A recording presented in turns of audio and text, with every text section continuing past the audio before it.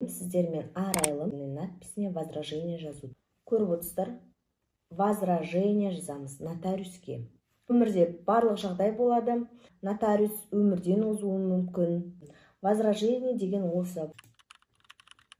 Фамилия, имя, отчество и номерін. Микрозаймның түрлері өте көп, оны өздеріңіз де білесіздер. Тиынына дейін, үтір нүктесіне дейін көшіріп жазасыздар. Бірақ ішінде исполнительный надпись жоқ.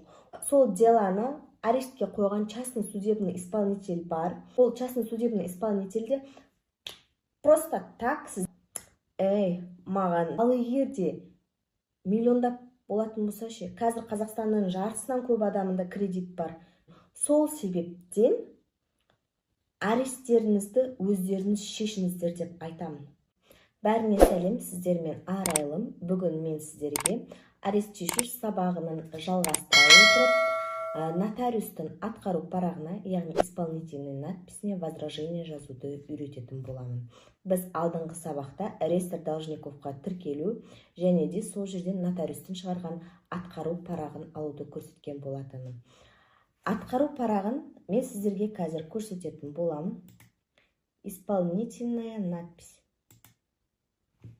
Ол жерде нотариустың аты, жөні, қай күні шығарды, және де толық біздің аты, жөніміз, иініміз, қанша сума көрсетілген, полностью данныйларымыз тұрады. Енді осы атқару парағына көріп отырсыздар, возражение жазамыз нотариуске. Кейбір моменттер болады. Нотариус мысалы үшін 2021-2022 делік атқару парағын шығарды, нотариус надписті. Бірақ өмірде барлық жағдай болады.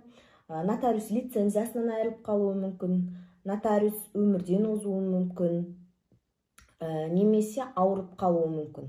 Яғни жауап бере алмай қалуы мүмкін. Егерде өмірден озатын болса, сол нотариустың нотариальная палатасына шығасыздар, сұрайсыздар, жауап бермей жатыр деп, немесе лицензиясынан айырылған болса, орнына кім келді, кім жауап беріп жатыр, барлық мән жайды нотариальная палатадан сұрайтын боласыздар. Қазір мен көрсететін атқару парағы нотариус орнында. Сол нотариуске біз возражение жазамыз. Возражение дегеніміз, яғни қарсылық көрсету парағы. Орысша көрсете берейін. Мен түрлендіріп қойғанмын, сол бойынша көрсетемін. Возражение деген осы. Возражениенің бірінші шаблонын толтыратын боламыз. Шаблонында қараңыздар. Сіздерге жақындатып көрсетейік. Мына жерге инаны қосып қоямыз. Загрузка. Алдымен исполнительный надписке кіресіздер. Нотариустың қай қаладан екенін көрсетесіздер. Возражениеға апарып жазасыздар. Одан кейін барып, нотариустың аты, жөнін, я деп басталады. Вот соны алып жазасыздар.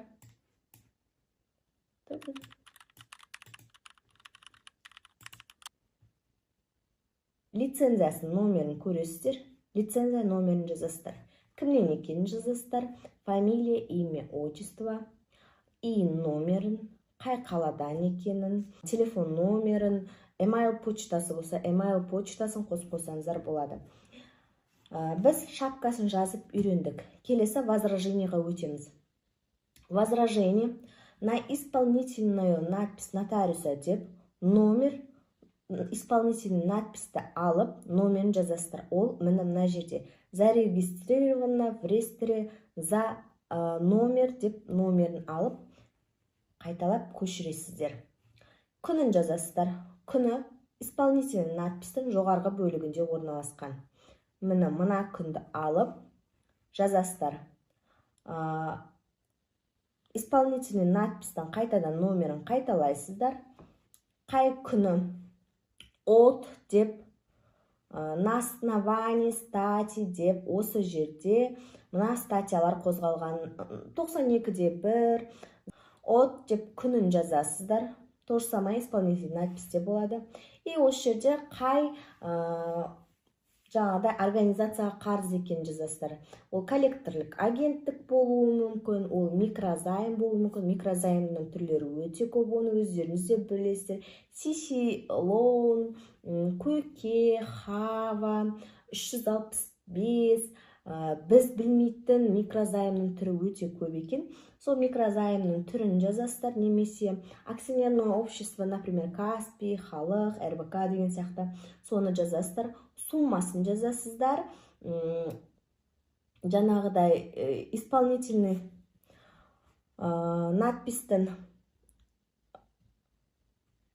расход суммасын и общая сумма, подлежащая взысканию деп бәрін осы исполнительный надпистен алып, тиынына дейін, үтір нүктесіне дейін көшіріп жазасыздар. Лучше копировать, ставить етіп отырған дұрыс, өздеріңізге ыңғайлы. Одан кейін барып, астына тура осы бойынша статьяларды жазып шығасыздар полностью. Одан кейін барып, ең соңында ең соңында екінші бетке өтсек, прошу вас отменить учетную вами исполнительную надпись, номерін жазып реестрдан аласыздар. О взыскании суммы задолженности с меня пользу, жаңағыдай қай банкке қарсыздар, соны жазып, ең сонда постановление об отмене исполнительной надписи направить на электронную почту деп өздеріңіздің электронды почталарыңызды жазып, аты жөндеріңізді жазып, именно қай күні жібересіздер, сол күнді жазып, бұл документті PDF форматтап, подпистарыңызды қойып, одан кейін барып, подпистарыңызды қойғаннан кейін, именно нотариустың аты жөнін көрдіңіздер, исполнительный надписте жазылып тұр, сол нотариустың электронды почтасына жібересіздер. Бәрін айтып түсіндірген сияқтымын, иә? Енді қараңыздар, кеше біз исполнительный надписті алып үйрендік. Кейбір жағдайлар болады, реестр должниковта деланың ішіне кіресіздер, бірақ ішінде исполнительный надпис жоқ. Ол кезде қалай? Ол кезде сол біздің частный судебный исполнитель, сол деланы арестке қойған частный судебный исполнитель бар, сол частный судебный исполнительге арыз жазасыздар. Маған атқару парағын беруді сұраймын деп. Кімнің шығарған атқару парағы арқылы ол счетта арестке қойып отыр. Яғни нотариустың шығарған атқару парағы арқылы қойып отыр ғой. Ол частный судебный исполнительде просто так сіздің счетыңызды арестке қоймайды. Ол нотариус немесе сот арқылы келген атқару парағы арқылы частный судебный исполнитель сол счетты арестке қояды. Яғни сол частный судебный исполнительден сіз сұрайсыз, кімнің атқару парағына сүйене отырып сіз менің счетымды арестке қойдыңыз, сол атқару парағын маған беріңіз деп. Оның арнайы шаблоны бар. Еш уақытта, ешқашанда реестрдан көрдіңіз, қандай частный судебный исполнитель бар екенін, просто оның телефонына звондап, маған жаңағыдай атқару парағын бер деп сіздер айтамайсыздар. Болмаса менің счетымды аресттен шығар деп. Білесіз, негізі счетты аресттен шығарғаны үшін 25% услугасын частный судебный исполнительдер ұстайды. Ладно, егерде 50 000 теңгелік, 100 000 теңгелік аресттер болса түсінемін. Там 10 000 теңге, 20 000 теңге частный судебный исполнительге беріп, арест шешуге болады. Ал егерде миллиондап болатын болса ше, қазір Қазақстанның жартысынан көп адамында кредит бар. Екінің басында ертең арест деген болып қалуы мүмкін. Сол кезде 3 миллион, 5 миллиондық. Менде тіпті бір клиенттерде болған 10 миллиондық несиелері бар. Сол 10 миллион теңгелік счетта арестке 25% частный судебный исполнительдің услугасын енді есептеп көріңіздер. Сол себептен аресттеріңізді өздеріңіз шешіңіздер деп айтамын. Возражениені өздеріңіз жазыңыздар. Қолды өздеріңіз қойып жіберіңіздер. Бәрі түсінікті деп ойлаймын.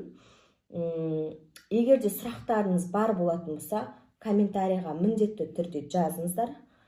Менің YouTube каналыма подписаться етіңіздер, лайкты басыңыздар. Және де осы видеоны басқа да адамдарға тарқатыңыздар. Келесі сабақ атқару парағын частный судебный исполнительден қалай сұраймыз?